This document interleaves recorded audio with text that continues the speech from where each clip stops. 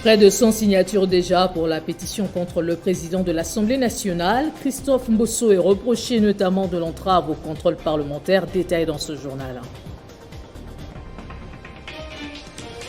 Comparution ce vendredi de l'ancien gouverneur du Congo central, Atou Matubwana, au parquet général près la cour de cassation ici à Kinshasa. Il est soupçonné de détournement de fonds publics.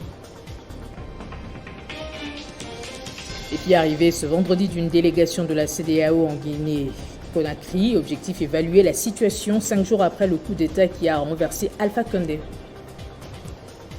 C'est déjà le début du week-end et vous nous renouvelez votre confiance. Merci de le faire.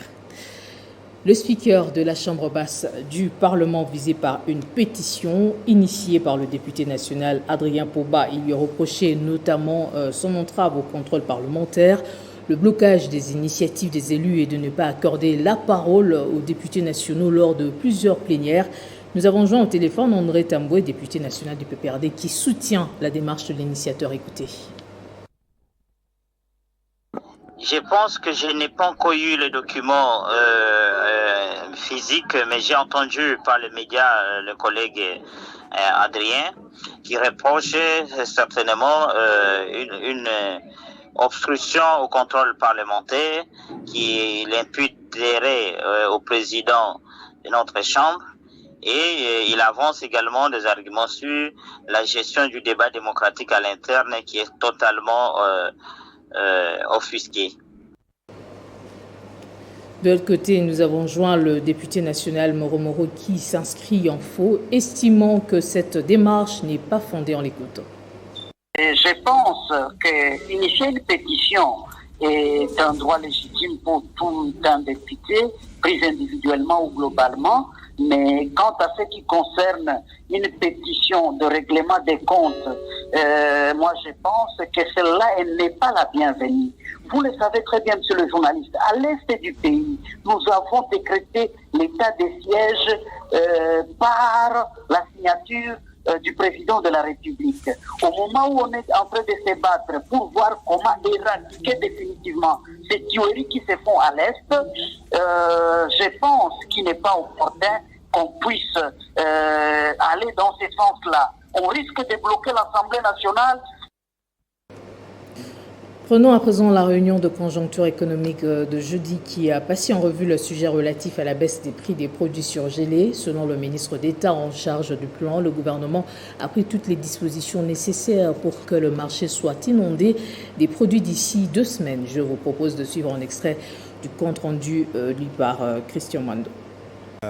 Il faut retenir d'abord que la situation économique reste globalement stable, avec une bonne évolution des recettes et une bonne maîtrise des dépenses. Il faut également noter que le pacte de stabilité est bien respecté, donc la situation est sous contrôle. Il faut également signaler que le comité sous le leadership du Premier ministre s'est penché précisément sur la question des surgelés. Sur cette question, le Premier ministre a donné les instructions pour que toutes les dispositions soient prises afin que d'ici 4 à 6 semaines, le marché soit inondé de manière à permettre effectivement la baisse des prix comme il a été convenu. À cet effet, le ministre de l'économie a été instruit de prendre des dispositions de manière à permettre également l'accès aux importateurs nationaux, à ouvrir le marché aux importateurs, de manière à ce que les prix soient abordables d'ici la fin de l'année. Nous avons également parlé de la finalisation du dossier des 145 territoires, où le ministre des Finances a été instruit de disponibiliser les fonds auprès des opérateurs qui doivent commencer les travaux d'abord dans le Kwango et le Congo central, et avant d'être généralisés dans les jours à venir sur le reste du territoire. Il a été également fait état de la question de la fraude minière. Le Premier ministre a promis que le vice-ministre des Mines va rencontrer incessamment aujourd'hui les 2 gouverneurs militaires de manière à prendre des dispositions pour mettre fin à la fraude dans ces régions. Voilà un peu résumé ce qui a été dit au courant de cette réunion. Les réserves nationales sont restées stables, mais je crois que dans les jours à venir, on a un apport qui doit venir de manière à ce que ces réserves vont pouvoir augmenter. Le ministre des Finances pourra vous en donner de plus amples précisions. Lutte contre les ADF dans la partie est du pays, le président ougandais Yoweri Museveni a, dans une interview, fait savoir sa volonté de demander à la RDC l'intervention de son armée dans la traite de ces terroristes ougandais. Un invité pour analyser le sujet dans ce journal, Magloire Paluku, journaliste et éditorialiste de Kivu One. Bienvenue. Merci, madame. Museveni est-il sincère dans sa démarche de faire intervenir l'armée ougandaise dans la traite des ADF? Oui et non. Le président Museveni ne peut pas être vraiment sincère parce que depuis 1986, il a été mené au pouvoir grâce au Zaïre de Mobutu. Et d'ailleurs, il était venu à Goma pour dire merci, en une semaine seulement, dire merci à Mobutu pour l'avoir aidé de prendre le pouvoir. Alors, après 1986-90, la politique générale, la géopolitique a changé. Yoweri Museveni est devenu le Bismarck africain. Il a remplacé Mobutu dans le leadership pour dominer le monde et lutter contre le bloc de l'Est. En 1996, il joue un grand rôle avec l'Amérique pour faire tomber Mobutu. En 1997, c'est plus proche, 1998, il écrit un titre, How Kabila Lost His Way, comment on a perdu le contrôle du pouvoir de la RDC. Un peu plus tard, le CNDP est né, le M23, les négociations vont loger chez lui. À la fois dans une duperie où il a peur de perdre le pouvoir parce que c'est lui qui se fait croire que c'est lui qui a remplacé Mobutu dans la région. Justement, pour parler de cette crainte, la RDC reçoit l'appui du Kenya et des USA dans la traque des ADF et autres groupes armés d'ailleurs. Est-ce que c'est cet appui qui fait agiter Kampala? Effectivement, c'est très dangereux pour l'Ouganda. Il faut aller au niveau du pôle politique, sécuritaire et au niveau économique. Notre pays, la RDC, vient d'avoir un partenariat privilégié avec les États-Unis d'Amérique, notamment l'armée américaine. Or, depuis plus de 20 ans, l'Amérique a ce même partenariat avec l'Ouganda. Et quand vous arrivez à Entebbe, en face même de ce qu'on appelle le White House, la maison de Museveni, il y a les Marines américains qui l'ont contre Kony.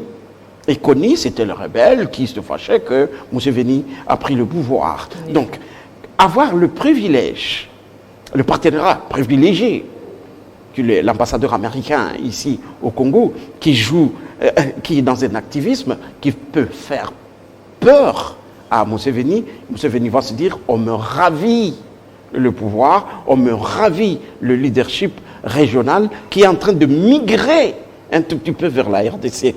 Et migrer vers la RDC, je me rappelle qu'il y a des études depuis 20 ans avec Jendai Fraser, qui était la Miss Afrique du gouvernement américain, et puis de Condoleezza Rice, qui étudie ce qu'on appelait la zaïroscopie, qui peut être la congoscopie, le caractère du Congolais à réagir face à la politique américaine. Alors comme ça change, l'aspect économique va se perdre, puisque Museveni est content, l'Ouganda vit grâce à l'insécurité au Congo. Dernière question pour finir, le différend entre Museveni et Kagame, une approche pour distraire les Congolais?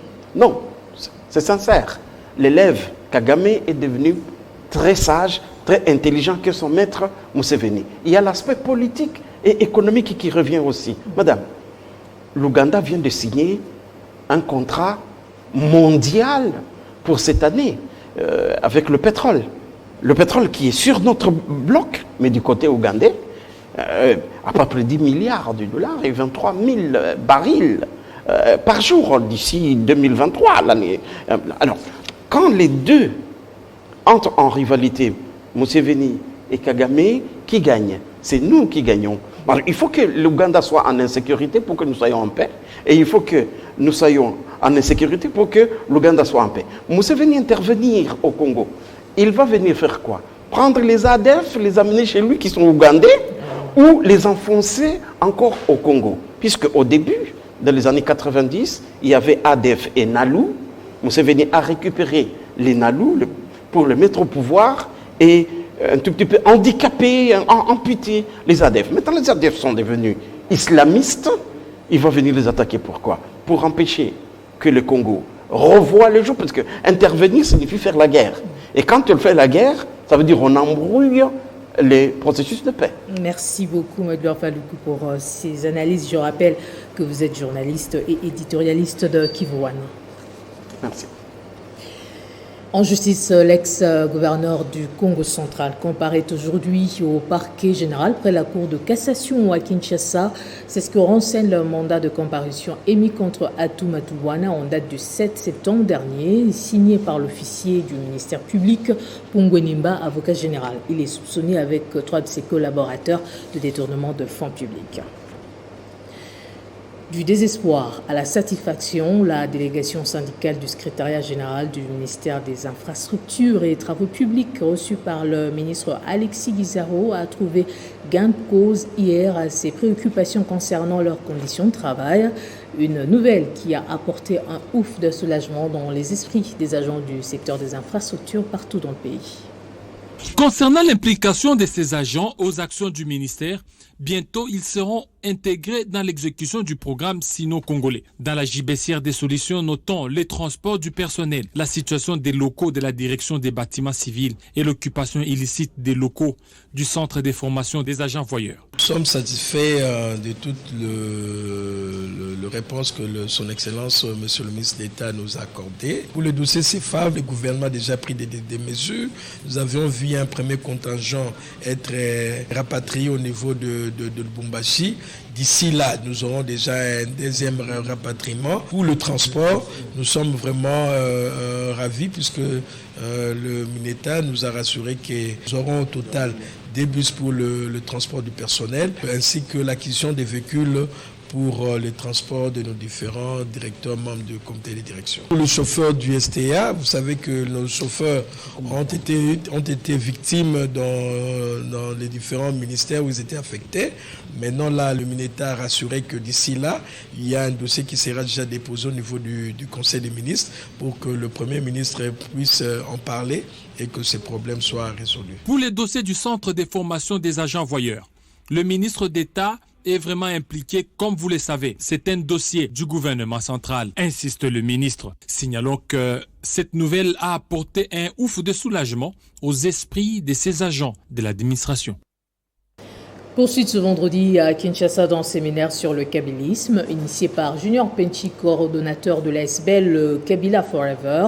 Des orateurs qui vont durant 3 jours enseigner l'action posée par Joseph Kabila pour la République démocratique du Congo. Retour sur ce qu'a été la première journée. Du gouffre dans lequel se trouvait le pays en 2001 lorsqu'il accède au pouvoir, de manière on ne peut plus tragique, jusqu'à l'alternance pacifique de 2018, en passant par les premières élections démocratiques et crédibles du pays, pas une, ni deux, mais 3 fois, Joseph Kabila en a fait du chemin et a marqué les esprits dans le pays, comme sur la scène internationale. Mouvement de soutien à l'ancien président de la République et son idéologie, l'association Kabila Forever a initié 3 journées de séminaire sur l'enseignement du kabylisme. Julien Péchi, coordonnateur de cette ASBEL, reste convaincu que Joseph Kabila est un patrimoine qui devrait être raconté avec fierté par chaque Congolais. Plusieurs hauts dignitaires et figures ayant marqué le pays à travers ces 20 dernières années sont alignés parmi les orateurs de ces séminaires auxquels prend part tous les chefs des cellules de base de Kabila Forever qui auront ensuite la charge de répercuter ce message à travers le pays. Pour cette première journée, c'est Thomas Louaka, plusieurs fois ministre au cours de ces dernières années et réputé pour sa profonde connaissance de l'histoire du Congo, qui a ouvert le bal en compagnie de Dunia Kilanga, secrétaire permanent adjoint du parti de Joseph Kabila, le PPRD. Il a fait quelque chose qu'on n'a jamais vu dans ce pays, céder le pouvoir de manière pacifique. Dans l'histoire du Congo, il y avait une culture au Congo où les transferts du pouvoir se faisaient par la violence. Et Joseph Kabila a exorcisé cela. Est-ce que le kabylisme, c'est l'individu Joseph Kabila Kabange? J'ai dit non. Le kabylisme, c'est une philosophie. Quand j'ai dit que Kabila va rebondir, ça veut dire quoi? Cette philosophie-là va revenir. Au-delà de la pérennisation de l'idéologie de Joseph Kabila, cette ASBL est également convaincue de l'idée de son retour à la tête du pays pour poursuivre cette œuvre. Depuis l'alternance pacifique, son coordonnateur Junior Mpechi tient à passer ce message à chaque Congolais à travers le pays. Dans le cadre de la riposte contre la pandémie à Covid-19 en RDC, le gouvernement, à travers le ministère de la Santé, a procédé à la distribution des matériels vers 2 centres de traitement à Kinshasa. Ces équipements font partie du don de la Banque mondiale face à cette maladie. Plusieurs matériels et équipements médicaux ont été déployés vers les centres de traitement Covid-19. Plusieurs matériels et équipements médicaux ont été déployés vers les centres de traitement Covid-19 à Kinshasa, dans les centres du projet PUAR Covid-19 de l'unité de gestion du programme de développement du système de santé. Tout d'abord, la clinique Ngaliema qui a bénéficié des lits de réanimation, des concentrateurs d'oxygène, des moniteurs des signes vitaux dans la riposte contre la Covid-19, mais qui servira également à d'autres malades qui seront en soins intensifs. Bref, il y a tout le matériel qu'il faut pour assurer la prise en charge correcte des malades et pour le suivre. Ici, nous parlons de soins intensifs, nous parlons de la réanimation. Et il n'y a pas que les malades Covid qui se retrouvent dans cette situation. C'est vrai que c'est dans le cadre de la riposte Covid, mais en fait, c'est un appui pour renforcer tout simplement le système de santé. C'est un appui pour renforcer les plateaux techniques de tous les hôpitaux qui seront dotés. Suite, c'était au tour de l'hôpital général des références de Kinshasa de recevoir ce lot, un appui des renforcements du système de santé. Ces équipements peuvent servir non seulement pour Covid, mais également pour prendre en charge les autres malades qui seront en détresse. C'est un don de la banque, mais également une partie de fonds, c'est de fonds alloués par le gouvernement de la RDC. Un geste apprécié par les bénéficiaires qui ont remercié le gouvernement congolais à travers les PDCS d'avoir pensé à leur hôpital et promettent de bien l'utiliser. À noter que ce programme vise 16 hôpitaux et centres de traitement de Covid-19 à travers toute la ville-province de Kinshasa. La dépluie mortelle de l'ancien représentant légal de la communauté Cité Bethel est arrivée à Kinshasa jeudi dans la soirée en provenance de Paris où il est décédé de suite d'une courte maladie le 30 août dernier. Ce vendredi, une célébration est prévue à l'Assemblée centrale de l'église Cité Bethel située à Limité. Puis samedi, le recueillement dans le même lieu et le jour suivant interviendra donc le départ pour le mausolée où va se reposer l'illustre disparu. Dans l'actualité panafricaine, la délégation de la CEDEAO en Guinée ce vendredi pour évaluer la situation 5 jours après le coup d'État qui a renversé Alpha Condé. L'organisation ouest-africaine s'est déjà penchée sur le cas guinéen mercredi lors d'un sommet extraordinaire. Elle a suspendu le pays de ses instances et exigé une nouvelle fois la libération du président qui est pour l'instant retenu dans un lieu tenu secret. Direction l'Europe, à présent où la France a rendu un hommage national jeudi aux Invalides à Jean-Paul Belmondo, légende du cinéma décédé à 88 ans. C'est dans une cérémonie à la fois solennelle et populaire réunissant de nombreuses stars telles que Patrick Bruel ainsi qu'en présence du chef de l'État Emmanuel Macron et fans émus. Allez, on passe au sport. C'est ce vendredi que le coup d'envoi de la 3e édition de la Coupe du Congo de rollers sera donné à Kinshasa. 10 ligues sur les 14 qui existent prendront part à ce championnat national dont les finales interviendront le 12 septembre dans plusieurs épreuves. Ce sont des ligues qui ont fini à temps leurs championnats provinciaux qui prendront part à cette Coupe du Congo à l'esplanade du stade de Martyrs de la Pentecôte. Précision donnée hier par le président de la Fédération congolaise des rollers sport, Jacques Lopoussa, devant les Chevaliers de la Plume. La Fédération organise la 3e édition de cet important championnat national de ces différentes disciplines. Il s'agit des Ligues 2, Équateur, les Haut-Katanga, les Kwango, les Kwilu, les Congo central, les Lualaba, les Nord Kivu, les Sud Kivu et la Chopo. Ces 10 ligues ont déjà organisé leurs championnats provinciaux et ont transmis à temps les noms des athlètes sélectionnés. Au cours de ce point de presse, Jacques Lopoussa a aussi énuméré les épreuves qui sont retenues pour cette Coupe du Congo de la spécialité en tenant compte des nouvelles règles. Les disciplines de roller sport mises en compétition cette année sont les inline freestyle avec les speed slalom, les battle slalom, le hauteur pure, les handline speed avec 200 mètres chrono sprint, les 100 mètres sprint, les 500 mètres, les 10 000 mètres à points, les marathons 42 km circuit fermé, les relais, les skateboarding, les roller soccer ou roller foot, les jumping, tremplin en exhibition. Toutes les conditions sont réunies pour permettre aux ligues de pouvoir mieux s'exprimer pendant 3 jours à Kinshasa. Place au rappel des titres. Près de 100 signatures déjà pour la pétition contre le président de l'Assemblée nationale. Christophe Mbosso est reproché notamment de l'entrave au contrôle parlementaire. Comparution ce vendredi de l'ancien gouverneur du Congo central, Atou Matubwana, au parquet général près la cour de cassation ici à Kinshasa. Il est soupçonné de détournement des fonds publics. Arrivée ce vendredi d'une délégation de la CEDEAO en Guinée. Objectif, évaluer la situation 5 jours après le coup d'État qui a renversé Alpha Condé. Ce sera tout pour ce journal. Merci de votre fidèle attention. Excellent week-end à toutes et à tous sur Espace 50. Protégez-vous. Prenez soin de vous.